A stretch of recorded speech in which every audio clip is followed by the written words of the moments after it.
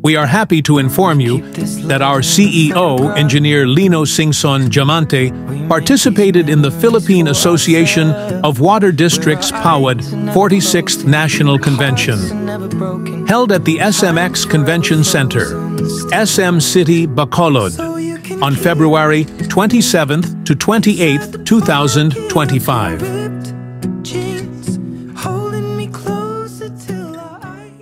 Hello, good evening again.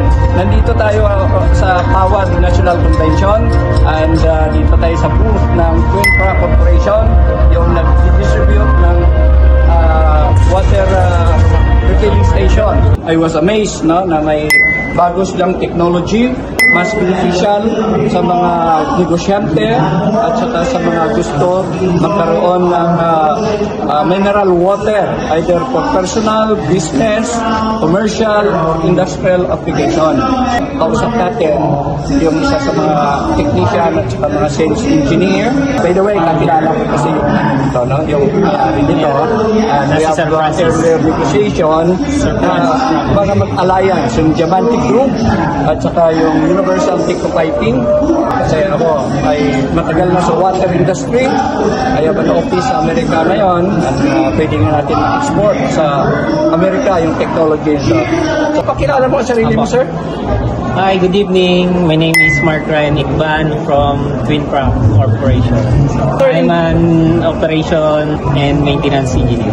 Sir, in brief, no, paliwanag mo nga sa akin yung how it works, no, from source then hanggang magiging mineral water, saan siya mga dadaan ng mga components ng system and anong mapoproduce niya, mineral na more better than the water refilling station na reverse osmosis ang ginagamit.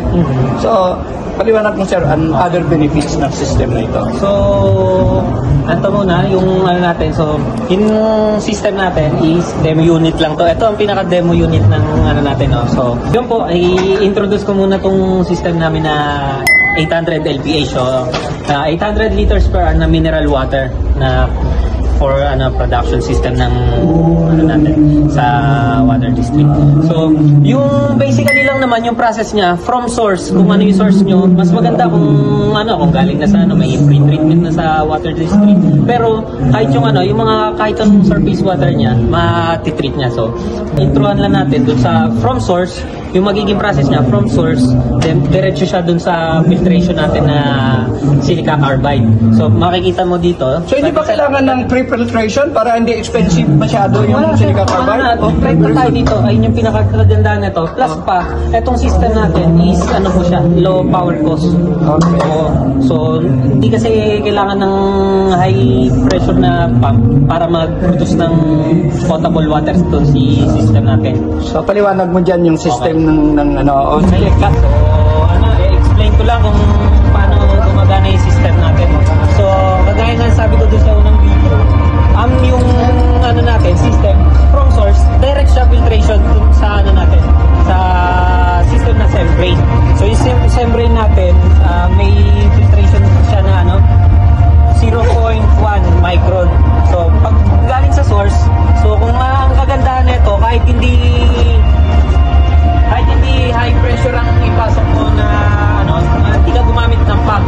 So, kaya niya, basta yung source mo is may enough na pressure na para pumasok din yung natin. After na pumasok dito sa natin, sa filter, nadiretso siya sa dechlrination natin, dechlorinator. So, kasi yung mga water district natin, sometimes matataas yung yung chlorine content. And syempre may pinapatarget sa atin na 0.3 to 0.5 na residue. So, after nun, sa dechlorinator natin, pupunta siya sa UV filtration natin. Para sa bacteria. Para sa bacteria. Yung mga microorganism natin. Then, ayun na, sir. Permit na tayo. Ayun na, may product water na tayo. So, pinaka-main equipment niya ito? Ito po. Ang filtration system. Anong nagko-compose nito sa loob? No? Membrane? Ito po. Yan. Sige, paliwanag ko nga ito pong works. Material na ito is silica carbide. Silica carbide. So, yung may filtration siya na 0.1 micron. Okay. So ito yung raw mats niya. So makikita nyo, ito yung kung mapapansin nyo, ito yung panghasa na ginagamit natin. So ayan, hinulma siya, then kinotingan lang, kaya naging ganito yung surface niya sa... So ang replacement dito, ganito, yung carbide, silicon carbide. Pero how long would it take to replace? Sir, kung masasabi ko dito, ang maintenance nito, parang for lifetime na, pero ililimit natin ng 20 years. Kasi hindi pa natin talaga sigurado kung sira pa siya sa 20 years eh. So, wala siya masyadong consumable compared mo sa ibang filter sa versus osmosis. Kasi marami kang mga 1 month lang nag-ano siya, nagpapalit na, replace na, consumable talaga siya eh. Pero eto, backwashable siya ng kung ma-reach niya yung certain na pressure o kung halimbawa mag-plug na siya, ayun, doon na siya magbabackwash. So, yung pinaka-maintenance niya. Capacity, 800 liters per hour.